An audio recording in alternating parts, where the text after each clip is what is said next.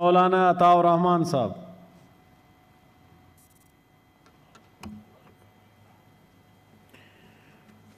بسم اللہ الرحمن الرحیم. میں نے ایک توجہ دلاؤ نوٹس جمع کرایا تھا. جی معزز ایوان کی توجہ ایک اہم مسئلے کی طرف دلانا چاہتا ہوں کہ ڈیرہ غازی خان میں ایک قصبہ ہے جس کو جھکڑ امام شاہ کہتے ہیں. وہاں ایک شخص جاوید ولد غلام رسول نے قرآن پاک کی بے حرمتی کی.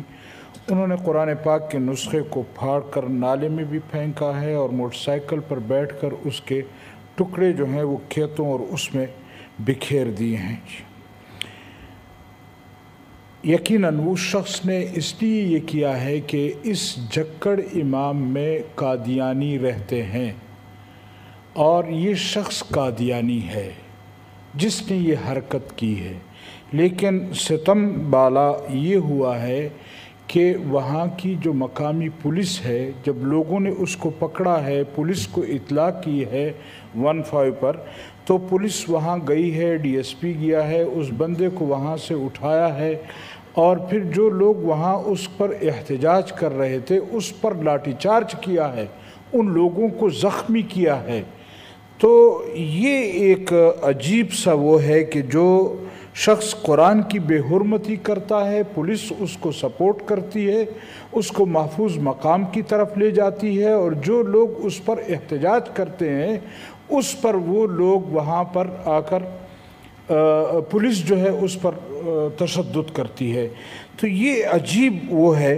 تو میں آپ حضرات کی خدمت میں یہ گزارش کروں گا کہ ایک تو اس واقعے کی تحقیقات کرائی جائیں گی اور دوسری اس کی رپورٹ جو ہے وہ ایوان میں پیش کی جائے. اس کے ساتھ ساتھ یہ گزارش کرنا چاہتا ہوں کہ ایک ہمارے محترم جناب محمد علی صاحب تو ہر جو بات شروع کرتے ہیں صلی اللہ علیہ وسلم درود شریف سے شروع کرتے ہیں اور مدینہ منورہ کے باتیں ہوتی ہیں اور ہمیں، لیکن ہم دیکھ رہے ہیں کہ ان 2 سالوں میں مسلسل جو ہے قادیانی وہ ایک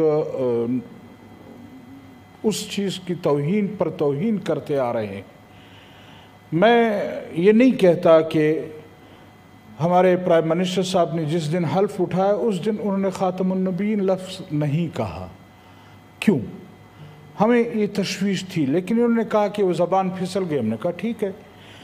اب اس کے بعد آسیہ ملعونہ کا رہا ہونا، یہاں سے چلے جانا، اس کے بعد مختلف ایسے واقعات جس کو اگر میں گنوں تو شاید یہ وقت اجازت نہیں دیتا، لیکن آئے روز قادیانیوں کی سپورٹ کی جا رہی ہے، قادیانیوں کو جس طرح وہ کیا جا رہا ہے، پروموٹ کیا جا رہا ہے. یہاں اسلام آباد میں مندر کا افتتاح، یہ چیزیں یہ کیا ہے؟ اور پھر ہماری پارلیمنٹ میں پہلی مرتبہ ان کی حکومت میں ان کے پارلیمنٹ کے ممبر نے اسرائیل کی بات کی. آج ہم کس طرف جا رہے ہیں؟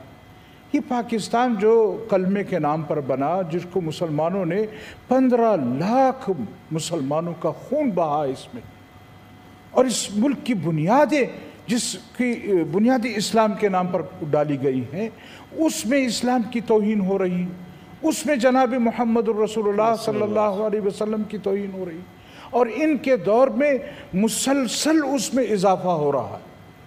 وجہ کیا ہے؟ یہ کیسی ریاست مدینہ ہے؟ کسی ایک شخص کو تو سزا دے دو تاکہ ہم یہ سمجھے کہ واقعی.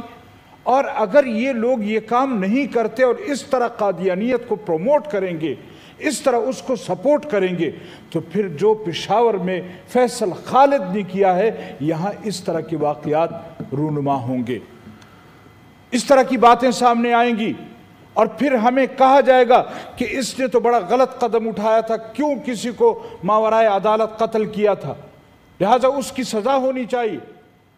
میں اس طرف نہیں جانا چاہتا، لیکن مجھے یہ بتلایا جائے کہ حکومت کیوں اس طرح کے لوگوں کو پروموٹ کر رہی ہے، اس طرح کی واقعات کو پروموٹ کر رہی ہے، کیوں اس کو ایک انارکی کی طرف لے جایا جا رہا ہے، کیوں مسلمانوں کے ایمان کو جھنجھوڑا جا رہا ہے، کیوں ہمارے ملک کے بنیادی اساس کو جھنجھوڑا جا رہا ہے.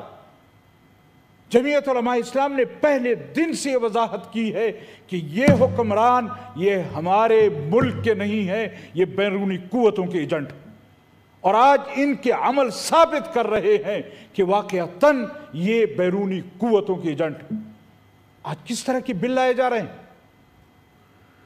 और साहब FATF को बहाना बनाकर कि हम ग्रे लिस्ट से निकल आएंगे, हमारा ये हो जाएगा, वो तो अपनी जगह, लेकिन इस तरह की बातें ये जो हम देख रहे हैं कि जक्कड़ इमाम शाह का जो वाक़या हुआ है, यहाँ कादियानियों की वो महल्ला है, ये शख्स कादियानी है और इसने कसदन अमदन ये काम किया है और आज पुलिस के वो उठा कर ले गई है महफूज मकाम पर। कल यही शख्स जो है बाहर मुल्क चला जाएगा और यही हुकूमत उसको सपोर्ट करेगी। लिहाजा मैं मुतालबा करता हूँ आज के इस ऐवान में आप हजरात से कि इसकी मुकम्मल रिपोर्ट और जिस पुलिस DSP ने उसको सपोर्ट किया है और वहाँ पर जो जुल्म किया है, मुसलमानों पर जो तशद्दुद किया है, उसकी रिपोर्ट मंगवाई जाए और यहाँ सेनेट में हमारे सामने पेश की जाए। रिपोर्ट मंगवा लें चीफ सेक्रेटरी पंजाब।